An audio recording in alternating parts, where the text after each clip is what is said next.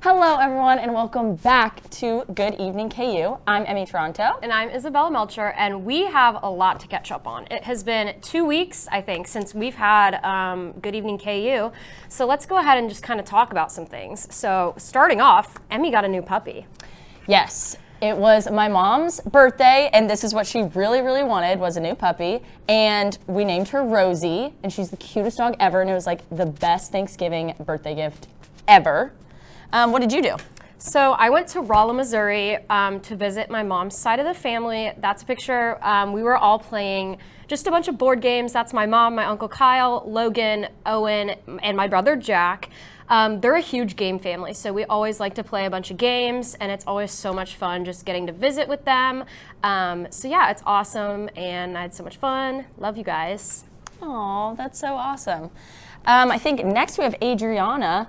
And it looks like she spent time with her grandparents and family. That background looks so pretty. I saw a bunch of Christmas lights. We did too. Getting put up. I went down to the plaza. We saw some Christmas lights. It was awesome. Always the best. Up next, we have Barry. Barry had some fun over Thanksgiving break as well. He was playing some football in the snow and just spending some time with his family. I like the snow when I'm inside and I can watch a movie by the fire, but I really don't like it. Barry, props to you, because I don't think I could have played football in the snow. Me neither. Next, Austin. He's with his extended family. Oh, what a good-looking family. That looks so much fun.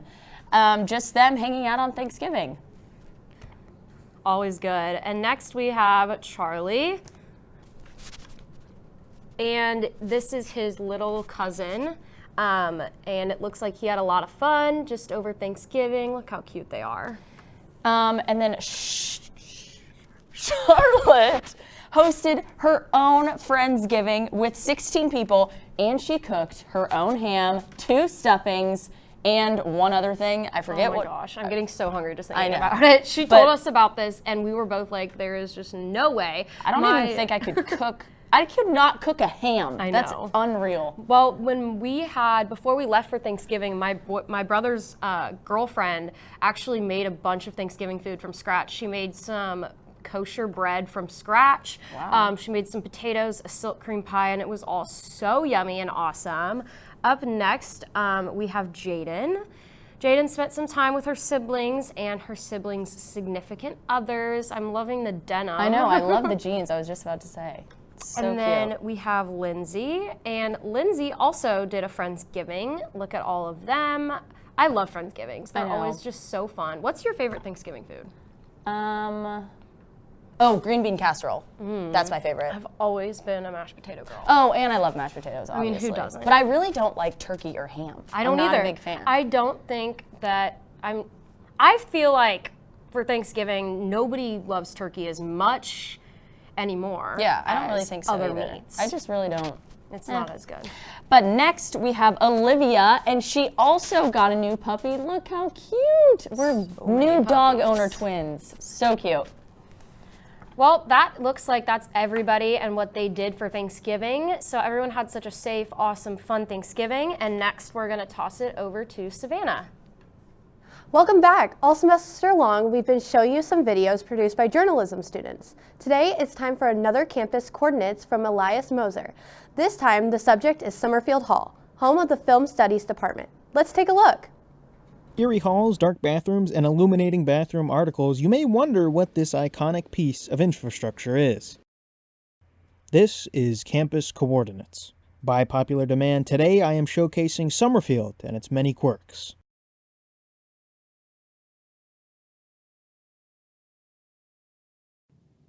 I swear I don't just hang around in bathrooms all day, but the first floor of Summerfield has a good bathroom, in case you needed to know. Moving beyond the bowels of Summerfield, we have a jumble of oh, never mind. This is the animation lab.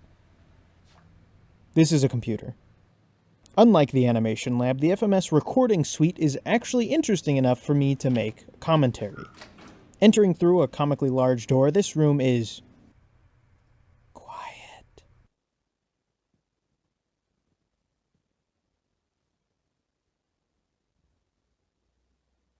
In here, you have everything you need for a good recording session. Microphones, drums, high heels, trowel, and a gardening fork.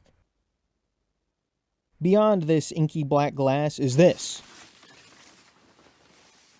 A Neve soundboard. Snoop Dogg has one of these. Originally, I had footage for other rooms, however, they each felt uninspired. I can only know the coordinates I know. If you have watched to this point in the video, tell me about what coordinates on campus I should explore next. Don't want to leave a YouTube comment? I'm crazy enough to put my email on screen. From an undisclosed bathroom, this is Campus Coordinates.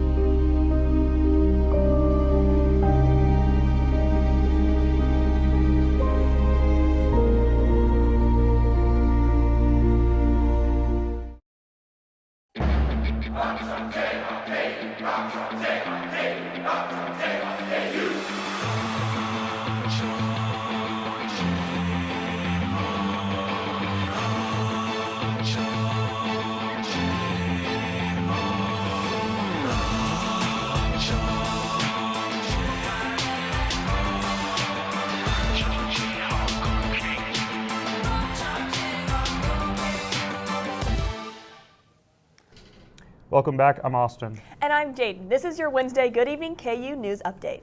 Both Israel and Hamas have turned over even more hostages as part of a 4-day ceasefire on the West Bank that has been extended. As of last night, and according to BBC, an additional 44 captives have been released, with another 20 to come. And just an hour ago, Israel announced that even more hostages are on their way home. The fighting has halted, but nearly 15,000 people have been killed since October 7th. In the U.S., protesters interrupted the traditional Macy's Thanksgiving Day Parade in support of Palestinians across the globe. According to the USA Today, some protesters appeared to glue themselves to the pavement and then pour red liquid over themselves.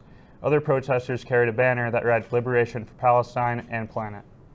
The ex-Minneapolis police officer who was convicted in the murder of George Floyd is in stable condition after being stabbed in prison on Friday.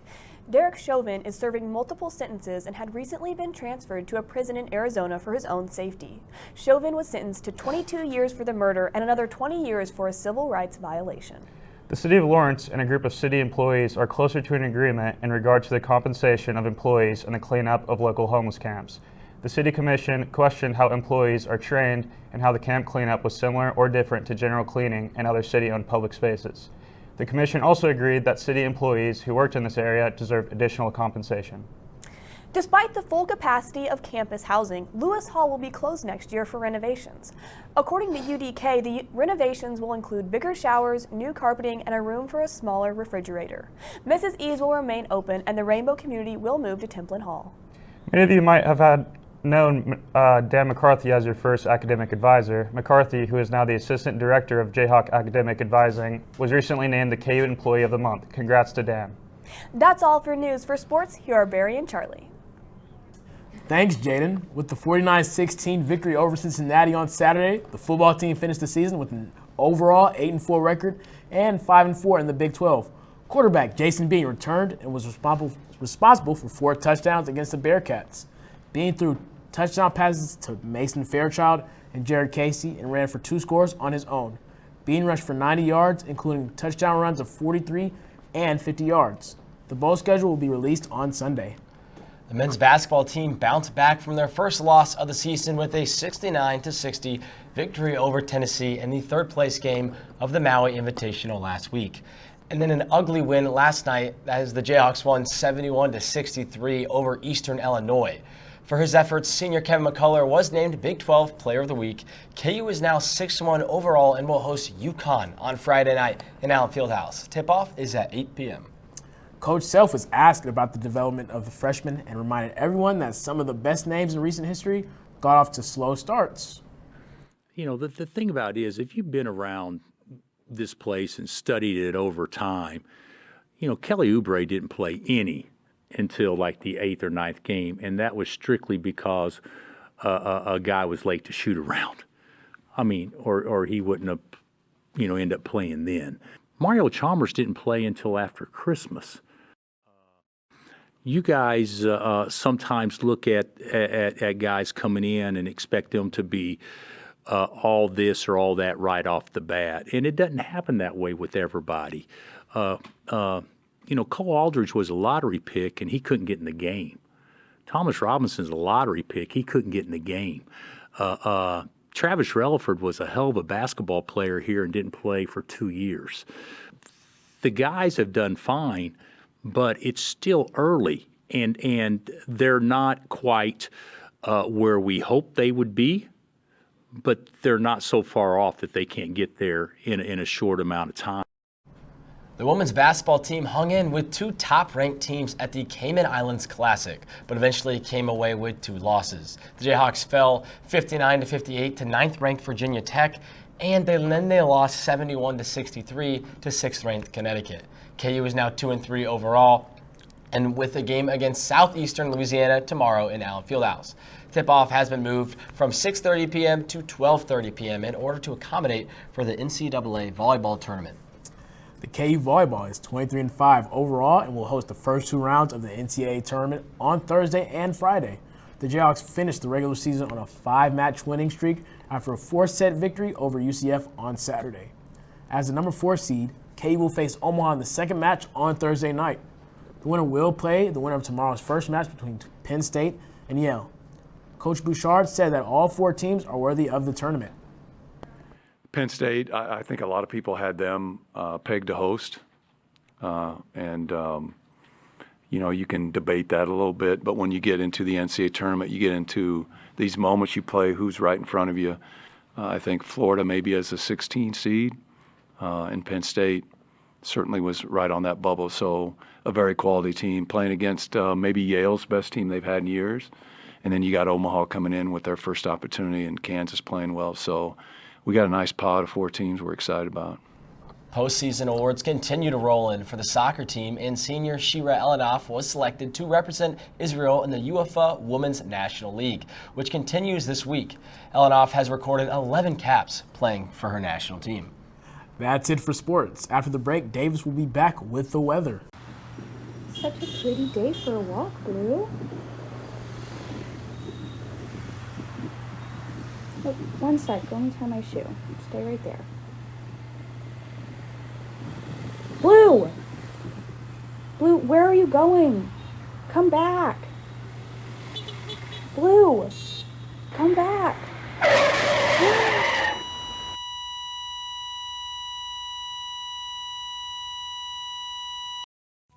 From adversity, we rose.